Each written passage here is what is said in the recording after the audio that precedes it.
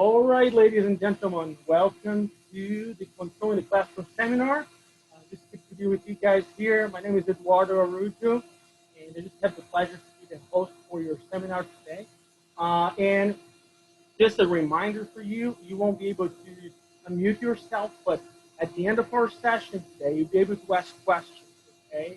So the way that we are going to do this, at the end of, like when Scott is done with teaching, okay, we're going to, you can just like wave and I can give you the word to you, and I will unmute you so we can ask the questions, okay?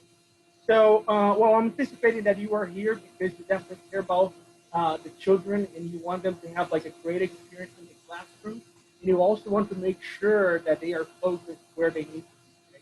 Okay? Well, today we have the pleasure to have our guest speaker for this seminar, Scott Gentry, who's a Board of Life area missionary in Georgia. Okay, and I actually just had the pleasure to join the team here in the Southeast. So thank you so much, Scott, for just like leading us through these subjects. So I'm just going to really quick here switch the word to you just in a minute, and we will be ready to go. All right, ladies and gentlemen, welcome, Mr. Scott Gentry. All right. Yes, sir. All right. Looking forward to doing this with you guys today. Just going to go over just courage to discipline in our children's, in our classrooms as we do our Olympian ministries, our preschool ministries, and there may even be some student ministers that are in here that may, this really goes across the board as we're just talking about discipline. So let's kind of get with it and get to moving today. As we're going through this thing, first thing we need to understand with discipline is that good discipleship is good discipline, okay? Or good discipleship equals, and that's the whole key to that is the root word of discipline is discipleship. It's disciple. So sometimes we get our focus wrong when it comes to disciplining somebody or disciplining a child that comes in or a student that comes in on Wednesday night. Sometimes we get our focus like we're standing around as a leadership team before club happens, and all of a sudden here comes one of the students. We're like, oh man, I was hoping Joe wouldn't come tonight, man. It's going to be a rough night, man, if he's here. That kind of thing. We get our focus totally wrong on the children and discipline, and instead of our focus being on discipleship, we have our focus on, oh man, it's going to be a rough discipline night tonight. But many think discipleship is positive and that disciplining is negative. But the key is, it's not. Both are positive. To disciple someone, very positive, but to discipline someone, positive, okay? They're all positive. In fact, it's a proof that God loves us. You know, you think about God disciplining, but most discipline issues are in reality leadership issues.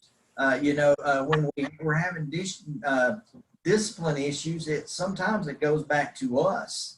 And are we doing the discipline, or do we have the right attitude in our discipline? We need to change our thinking many times in regard to what we just believe about discipline. And if we do that, then I can guarantee you, it will change your focus and it'll change how your night goes. Just think of Hebrews 12:11. It says, now no chastening or no discipline for the present seem joyous. There's no one in our ministry that goes, woo, I love the discipline, man. I just love it when kids act up, man. I just love it when they, pull out my, I've been in children's ministry for 25 years and or more. And it's kind of like, so looking at it, it's not like, well, it's joyous, man. It's so great. But it's grievous. It says right there, no chastening for the present seems joyous, but grievous. So it seems bad under the focus, but then there's the word nevertheless. Nevertheless, afterwards, it yields up peaceable fruit of righteousness unto them which are exercised thereby. In other words, when we discipline someone, it helps them grow spiritually. And that needs to be our focus with our children. Not necessarily that, oh, it's bad, it's bad, it's bad. It's no, it's a way of helping them grow spiritually. If they don't learn to be disciplined in your classroom, what are they going to do out in the world? What are they going to do when they have a job and they have to be disciplined at it? Or when they're driving down the road and they're having to be disciplined at the speed limit or obeying the police or whatever it is, man, we got to be teaching them now how to be disciplined. The goal in discipleship in your ministries or for discipline in your ministries must be to train the child to be Christ-like. And that's what it's all about. That's what the whole thing's about.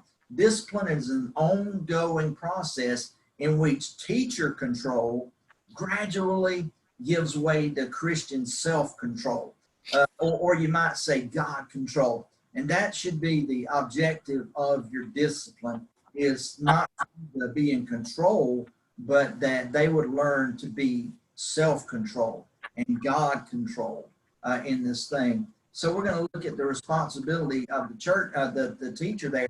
The teacher has the God-given responsibility to be faithful in this, to help these kids grow. It's a privilege, but it demands accountability. So we have to be in that process of helping those kids grow. In that process, the best approach for that process to discipline is to require ourselves to go beyond the ordinary, okay? The ordinary, just showing up on Wednesday night, just like, okay, I've been here, they've got on my nerves, I'm going home. We have to go past that to understand the needs of the children and prepare ourselves to meet those needs. That's what a true minister does. He sees the needs, and it may be discipline is one of those child's needs. You have to meet that need and to go past that, caring enough to find out what is in the real life of those children.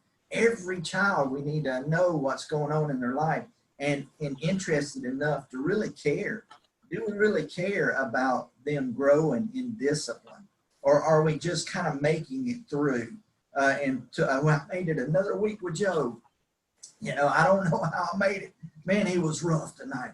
But are we really saying, man, I want to find out what Joe needs, and I want to help him in discipline and move him forward in this. So let's get on with the seminar here. I know you're wanting some kind of some hands-on stuff, so let's talk about it. Reasons why children misbehave.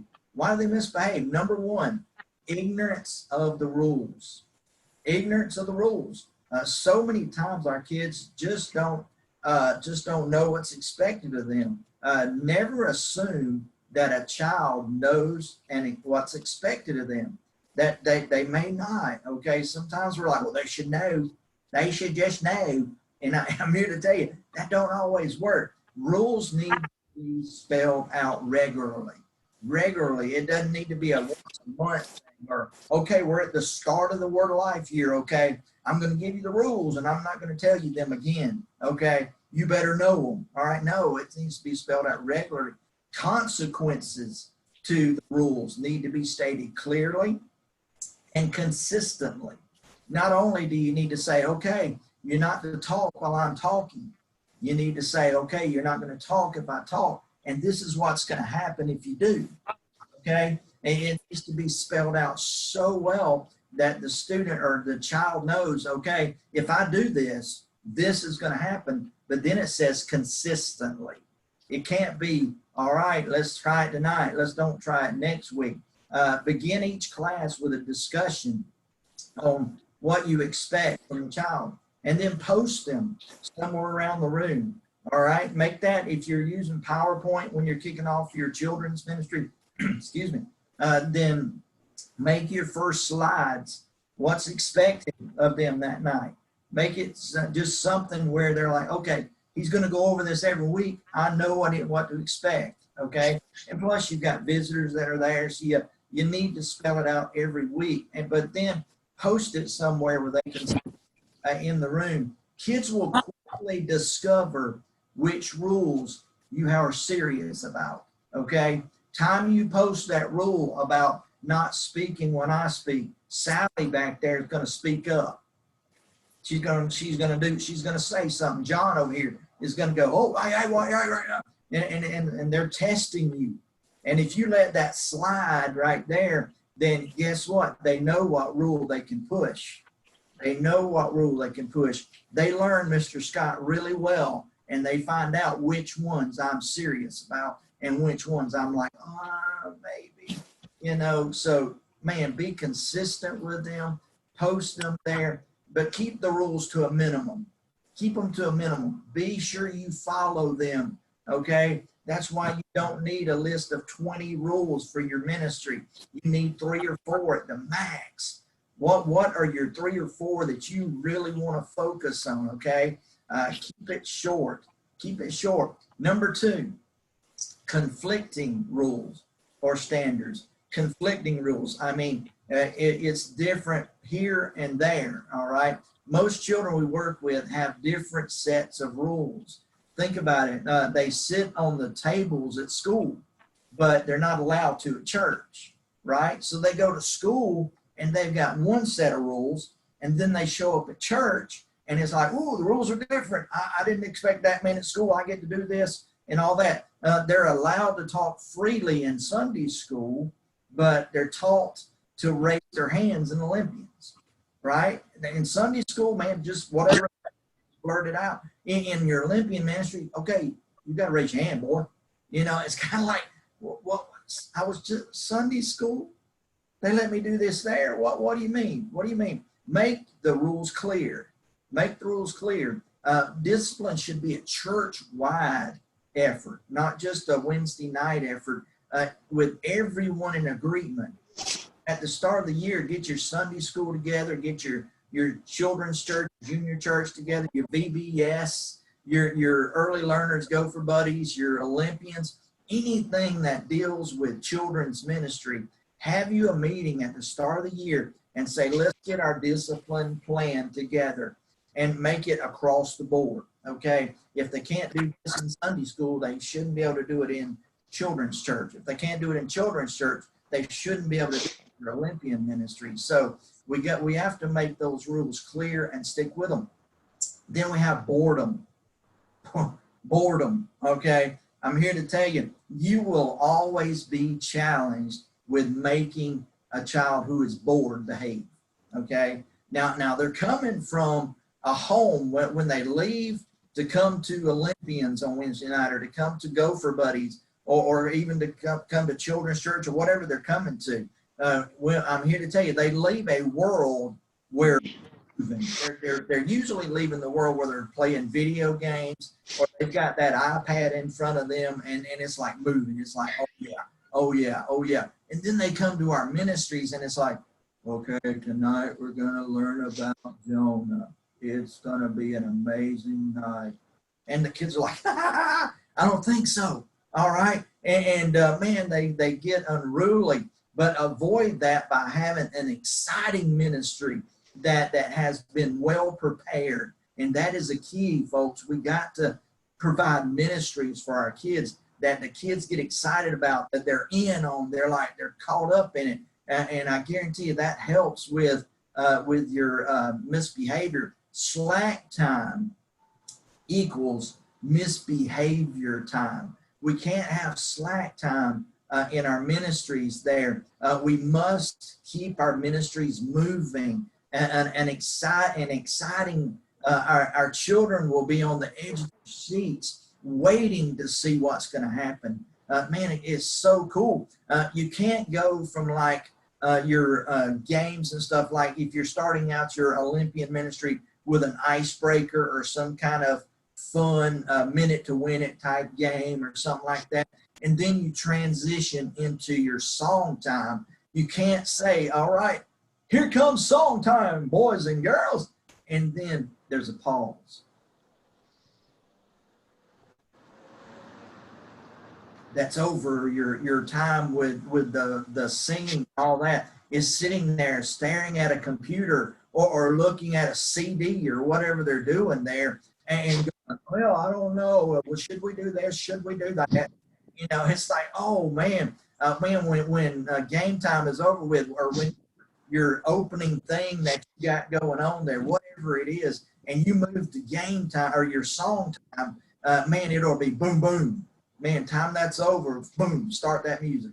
And the kids are like, oh man, I didn't get to say nothing. Man, come on. You know, and they're like, okay, song time. Oh, here we go. All right. You know, slack time equals misbehavior time. We must keep it moving. We must keep it exciting in there. How to avoid boredom? Have monthly planning meetings.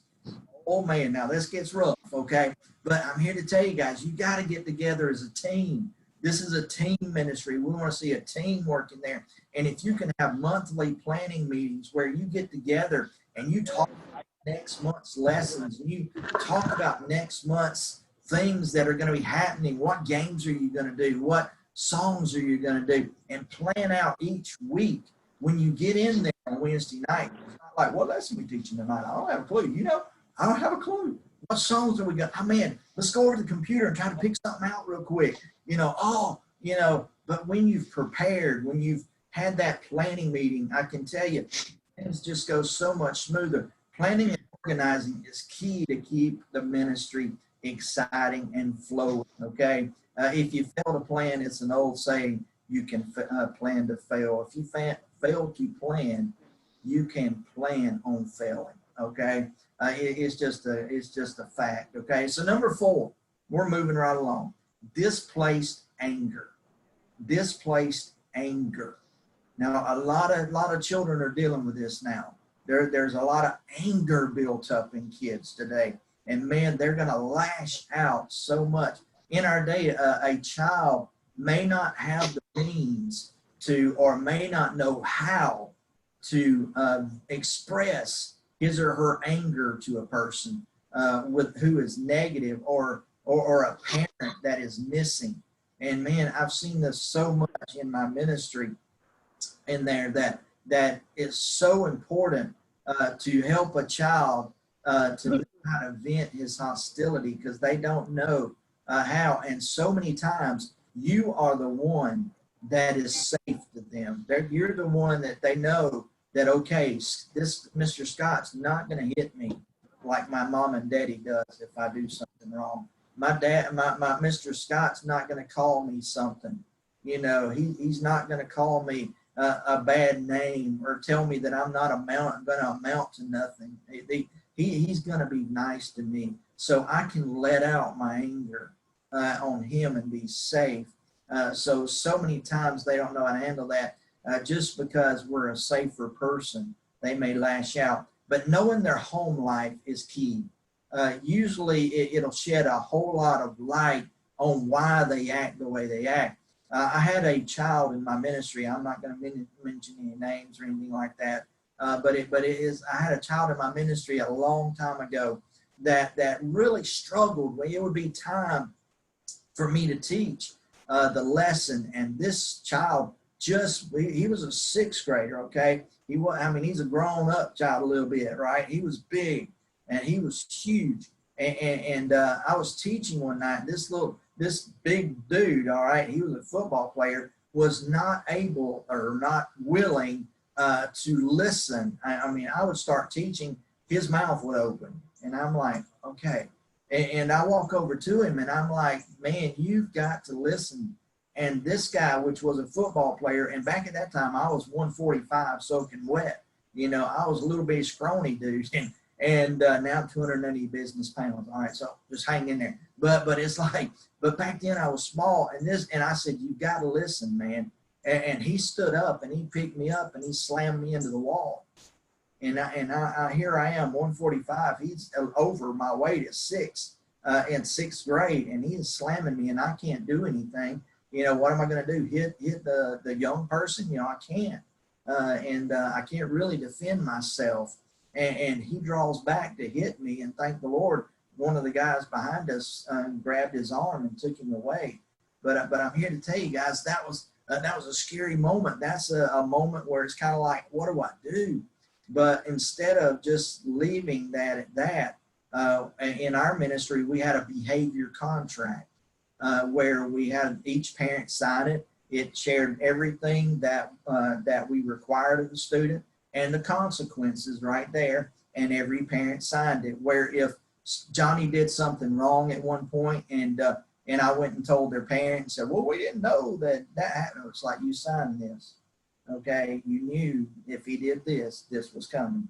Okay, well, because of that, the rule for that was if you hurt somebody or if you were physically abusive, you were off the van for 2 weeks. You couldn't come for a couple of weeks. If you came back and you did good, you're cool. But if you didn't, you were gone.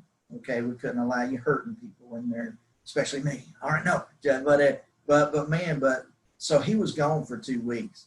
But instead of me just saying, okay, you're gone for 2 weeks, I went to his home and I went to find out what was going on. And I walked into that home and I was cussed out by his mama because I was there. It was a filthy place.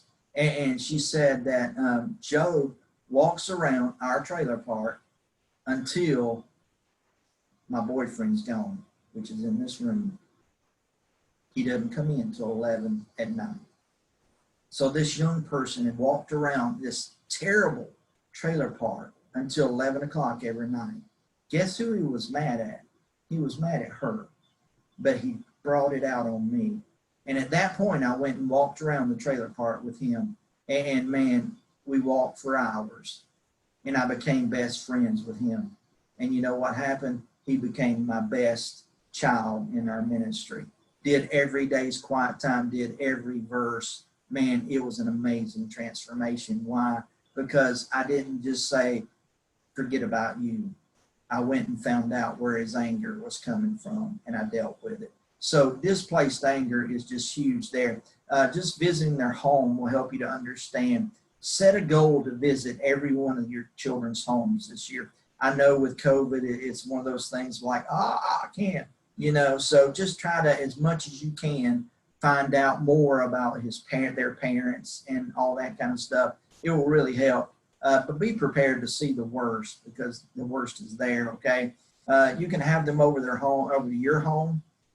Don't ever do this alone, okay? Always have more than one group coming in there, that kind of stuff, all right? You can do pizza nights, video game nights, stuff like that. Just do things away from Wednesday night sometimes where the kids understand, okay, I can follow what Scott does away from church. He's the same guy away from church as he is at church. Now, I know right now you're like, oh, we can't do that right now. But as things get back to normal, just make things to where it's not just Wednesday night. Take the boys in your small groups out fishing. Get another guy's group of small group boys together and get them both together. Again, never take anybody anywhere by yourself. That is a no-no. But getting groups together with more leaders, taking your groups, making it to where they realize, okay, man, it's not just Wednesday night. Scott's taking me fishing.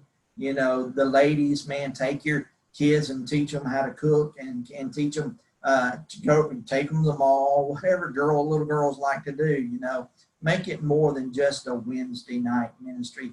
Discipleship is not just sitting there or doing things on Wednesday nights. Or Sunday nights, whenever you do your ministry. It's all about every night, okay, working with those kids. We must get involved in the kids' lives. That's what we miss so many times. We get in such a routine that we forget about their lives and getting involved with them. This will make a difference in your discipleship and your discipline in your churches. So let's look at some tips. If you're a teacher, okay, if you're a teacher, can I share something with you? If you're a teacher, you should not be the one disciplining, okay? You should not be the one disciplining, okay? If you stop teaching every time, you're going to have discipline issues, okay? If you stop teaching every time you have a discipline problem, you're going to lose track. You're going to lose focus. Okay, that's what I do, man. If I had to pull over here to the camera today and say, Michael Lee, you behave, you just behave, right? Then I end up losing the rest of you guys. okay, or losing my train of thought and having to go back and say, now where was I? Right? You guys had that happen before. Man, I have. It's like, okay, I gotta stop. So what do you do? Okay, I just said a teacher should not be the one going, hey, Johnny, stop. Okay, and that's what I see all over. The teacher is like the disciplinarian, and that shouldn't happen. Okay, so what do you do if you're teaching? All right, number one, utilize the offender's name while you're speaking. Okay, you don't stop teaching, but you might say, Ray, did you know that about God? You know, if Ray's over here acting up, you can turn over here and you're still teaching. Like, man, Ray, did you know that about God, what I just said? And you just keep teaching, but now you've called his name. Okay, the simple use of a child's name often helps him to refocus into your program that you're doing that night. It'll help them. Just calling your name is like, Michael, stop, right? Or Michael, you don't have to say stop. Just say, Michael, did you know? And put a little emphasis on his name, okay? Don't just go, Michael. Say, Michael, did you know? Man, and it'll be, oh, okay. But it helps to draw them back in. So utilize their name to get them going. It draws them back into the lesson there as you're going. Number two, get eye contact. Get eye contact with the offender. If the child continues to disrupt, you must make eye contact with him. All right. Often the child will get back on the line in line, just knowing that he's looking at me. Okay. He's looking at me. He's already called my name while he's teaching. Now he's looking at me. Okay. And again, don't stop teaching. Just start staring. Okay. Walk over, get a little closer, as we're going to see. Keep staring. Position yourself near him. Number three, position yourself near the offender. Get close to him, okay? If you've already taken the first two steps, begin to move closer to the child you're teaching. Begin to move closer, okay? If you've said his name and you're staring at him and he's still doing nothing, get closer. Get right at his knees, okay? Get right at his feet and go. And still keep teaching. Still keep staring at him. Still use his name if you need to. But moving toward him serves as a warning, okay, that they'd better straighten up. They're fully aware by this point that you're not pleased, okay? You're not just saying his name. You're not just, looking at him. Now you're close to him, and you're not looking too excited about being there, okay? But again, you haven't stopped teaching. You're still teaching. Then give number four. Give him a nonverbal no with your gestures. You've said his name. You're looking at him. You're close to him. Now you're shaking your head. Now you're shaking your head. After eye contact, a slight movement of the head speaks volumes. Speaks volumes. Now it'll get them back on track. Most children are fully aware that you're not satisfied with what's going on. There by now, they know that they need to stop. Okay, you're talking to them. You've said their name. You're staring at them. You're closer to them. Now you're shaking your head at them. I mean, most kids know by this point something's going on. That ask the child to listen carefully. So now you're starting to talk directly to the child. You didn't just mention his name just randomly. You didn't just shake your head at him. You didn't just stare at him. Now you're actually talking to him.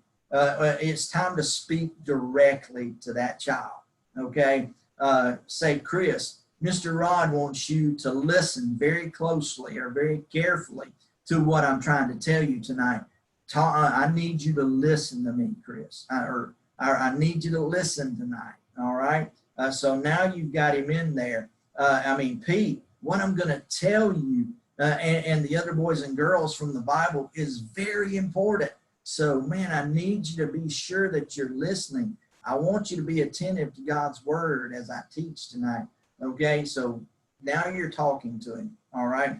Number 6, another leader may want to move and sit next to the child. Now, this is number 6. Okay, but can I honestly tell you that it needed to happen before? Okay, It needed to happen way before number 6, all right? Other leaders should be prepared to position themselves in a place where they can assist. The biggest thing we have in a lot of ministries that I visit is, okay, Scott's teaching tonight.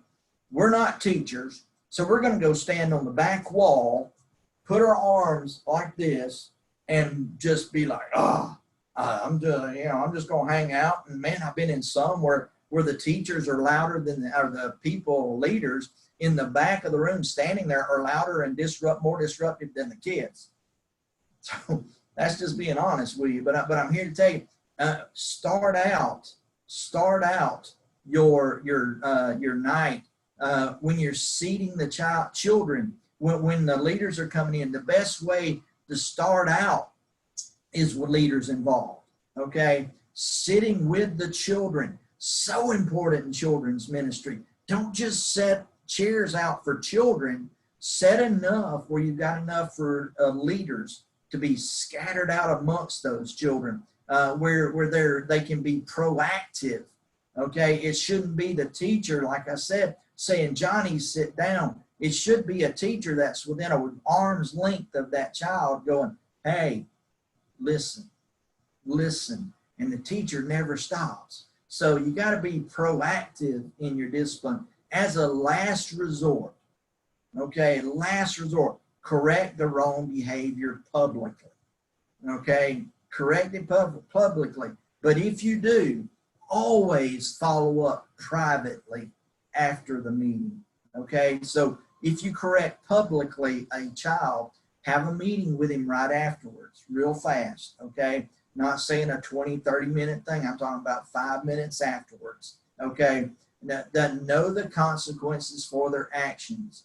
If you're a leader, your leader should know every consequence, and they need to be constantly reminding them of those consequences. If you have that private meeting afterwards, let them know that it's never your desire to correct them publicly, okay, in front of their friends and all that. Just say, man, I didn't want to call you out tonight in front of your friends. Let them know that you believe in them, that you believe that they are capable of doing better.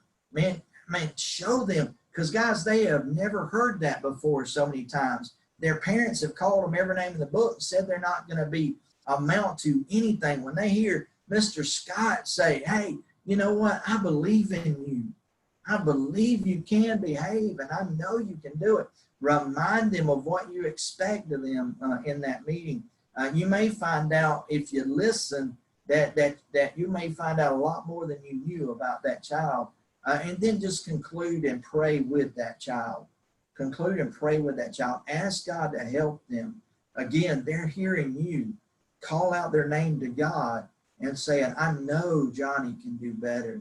God, I'm asking you to help him to do better. What a difference that will make there as you do that, okay? So let's keep talking. Praise is an effective tool. Praise is an effective tool. Notice what they're doing right sometimes. Sometimes we're just so ready to pounce on what they do wrong, and we forget they're doing things that are right too. So look for those things and praise them for it. Catch them doing something right. Don't always appear as somebody pouncing on them. The whole atmosphere will change when they perceive that you're totally tuned in and to what's going on in the world. When you really care, things will change. So what do? Praise personally. Praise personally. Take the time to look them in the eye and say, Dave, you were really listening tonight. Man, you did so good tonight. I am very proud of you. All right? Don't just always do that well, you did terrible tonight. Find things that they do well and then praise them. Praise them publicly. Praise them publicly. When you know that there's maybe potential problems, praise them for something before you even begin to teach. Dwight, honey, you are so clever telling those jokes. I mean, find something that they're doing good, okay, that they're good at, and praise them for it. And Don, you really held that flag well tonight during the pledges and all that kind of stuff. You held it like a Marine, boy. Man, you did so good. You know, praise them for the things that they do good. Then praise them parentally. Okay, praise them parentally. How often do you think that children hear another adult commend them to their parents? I mean, do you don't ever talk down about them to their parents in front of them, okay? And the thing, listen, guys, when's the last time that you think a parent actually had somebody walk up and say, you know, your child did awesome tonight. He did so good, right? Well, what do they usually hear? They usually see you coming, and you usually got a scowl on your face, and you get up there to them, and you're like, man, Johnny did this tonight. I can't believe it. He wouldn't listen a bit. And they're like, I know. And, you know, man, have something to say praiseworthy of their children, okay? Yes, there'll be times when you need to share with parents things that, man, they could work on and stuff like that, but find something to praise that child for there. If I ever had, you know, to tell them, if I ever had a son, I would want him to be a hard worker, like whatever that child's name is. Just find something to praise them about. Miss, you can say, Miss Collins, Johnny was a real blessing in club tonight. We are real proud of him. Man, when's the last time a parent heard something like that? They get so tired of hearing the wrongs. So here we go. To wind this up today, we're just going to do the do's and don'ts of discipline real fast, okay? The do's and don'ts. So the do's, reward positive behavior. A lot of this stuff we were already going to talk about today, so we'll go right through it. But reward positive behavior. Students generally respond to praise better than they do criticism, so use praise there. Intentionally look for opportunities, like we talked about. Remain calm, number 2. Ooh, this one's key.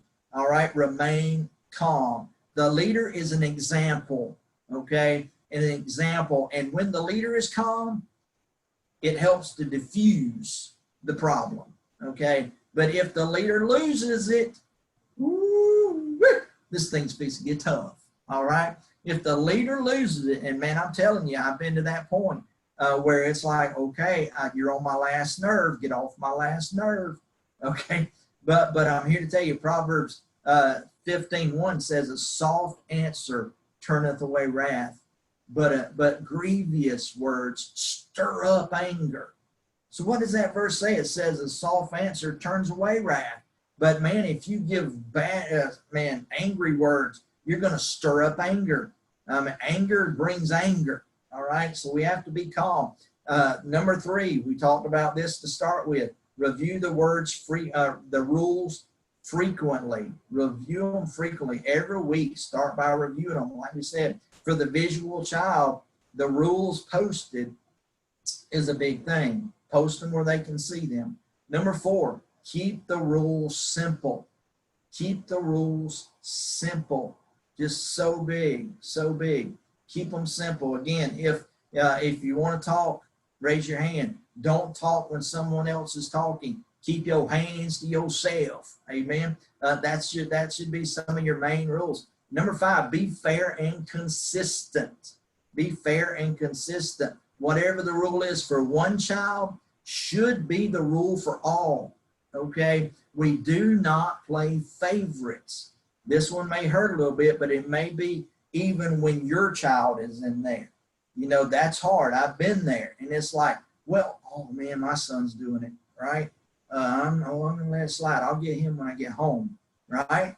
Well, I'm here to tell you the kids need to see my child get it just like they would, okay? Same thing goes for every child that's in there. Number 6, walk around when you're teaching. That's hard for me. That's why I'm like, oh man, I want to move on this thing. I got my feet stuck right here so I can be right here on camera with you guys. I'm a mover when I teach. I am not a stand still guy. But we got to be moving around while you're teaching. Moving around while you teach gets you closer to the kids when you're teaching. You can look them straight in the eye easier if you're moving. Plus, like I said, it keeps things exciting, okay? Not just standing there reading the lesson, but man, moving around. Man, the kids are like, whoa, whoa, this is good. All right, he's moving.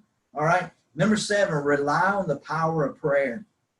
Rely on the power of prayer. When's the last time you actually prayed for your discipline in your ministry? If we hope to respond to the children in the spirit, we need to be before the Lord in prayer. Okay. The problem is we respond to the kids in the flesh, right? They're on my nerve, right? But we need to be responding as God will respond. Okay. God will do amazing things in the heart of the children if you do that. So you got the do's. Let's do the don'ts real fast and we'll be done. All right. Don't shame and blame. Do not shame and blame. Any sense of scorn or lack of forgiveness from adult is unacceptable. The behavior is unacceptable, not the child. Okay. The behavior is not acceptable, not the child. Attack the sin, not the child. Okay. I was at a ministry one night. This lady, like I said, had just had it. You know, she had just had it. She wasn't calm. She went totally against everything we're teaching today. And she started shaming this child, saying what his parents said. You know, you'll never amount to nothing. You are lower than gully dirt. I mean, she just started calling him names and doing all kinds of stuff. She got so mad. And I'm like, whoa, whoa, whoa, pull you aside a little bit, okay? Let's go calm down a little bit. But I'm telling you, what the kids get from their homes, they don't need that from us, okay? Don't blow your stack, number 2. That goes back to keeping calm. As a leader, we must control our emotions. Must control our emotions. They're going to push you to your limit, but keep calm. Don't blow your stack. Never leave the room, number 3. This is, I mean, it's like, you're kidding me. Somebody would actually do this. Let me get back to that one again. Okay. But it's like, man, leaving the room. You cannot walk out if you're the only one in there. Okay. Let me just say this. The students are under your care and their safety is your responsibility. Don't leave the room unless another adult's there. Okay. Yeah. That hopefully you've got a team there. And if you need to step out and calm down, please do. Okay. But don't leave the room if the kids are yours. Okay. You don't need to leave the kids by themselves. That'd be bad. All right. Then never discipline alone. Never discipline alone. Another adult will protect you from allegations. Okay. Wrongdoing. And will help you to remain cool. Okay. So if you're having maybe that after club meeting with that student that you had to call out, don't ever go in there by yourself. Take another leader and say, hey, would you go with me while I talk to him just for a minute?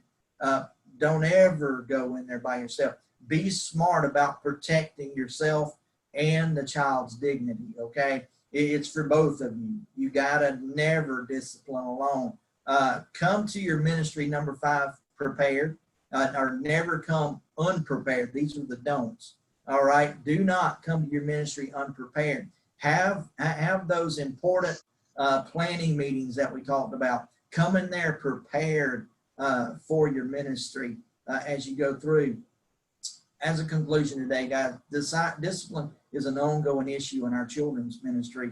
We need to have discipline to help in everybody's life. It will really help their ongoing life as they live. All right. It's 11:40. Wow. Time flew by. Time flew by. Not sure if we have time to do any questions right now, but if you have a question, feel free to ask those questions and we'll answer them in the panel at the end. Eduardo, you tell me if you want to do a couple now, we can. Let me know. Right. Yeah. Well, if we have like maybe 1 or 2 questions that we can maybe able to answer. We have like another session in 5 minutes. Okay. So let's see. Anybody that would have a question, please you can just raise your hand, and I'll unmute you. Anybody?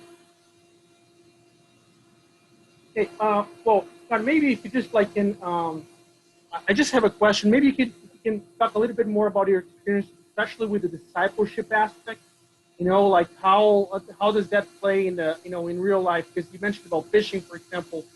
I just can think when people think about discipleship, sometimes they just like think different things. How does that work, especially working with children? Yes, especially that discipleship is more than just a Wednesday night ministry. It's like I said, I was a children's pastor for 13 years, and so I saw that firsthand. When I got out of my church with the kids, go to their baseball games, go to their soccer games, go to all that, and sit with the parents when you're out there. Man, it gives you an opportunity to build that rapport with the parents, and the kids see you there and they go, "Oh, Mr. Scott's here. This is cool. Oh, man, did you see that hit I got? Man, it was great." And so you become a part of their life. And then if you and your other men's small groups that you have there, like you have the boys broken down, so many boys to each man there. Talk to Brother Mark over here and say, "Hey, Brother Mark, let's get our two small groups together next week and take them to the fishing hole. Let's go fish. Let's go catch some fish." And then the kids are standing out there on the bank, and you're right there with them. And guess what? That bob don't go under a lot of times, and you're just standing there. You've got an opportunity to talk to little Johnny over here about his quiet time. Maybe even say, "Hey, man, what verse are you working on? Let's talk about a verse while we're here." Just building that rapport is just huge for discipleship. Well, anybody else may have time for one more question?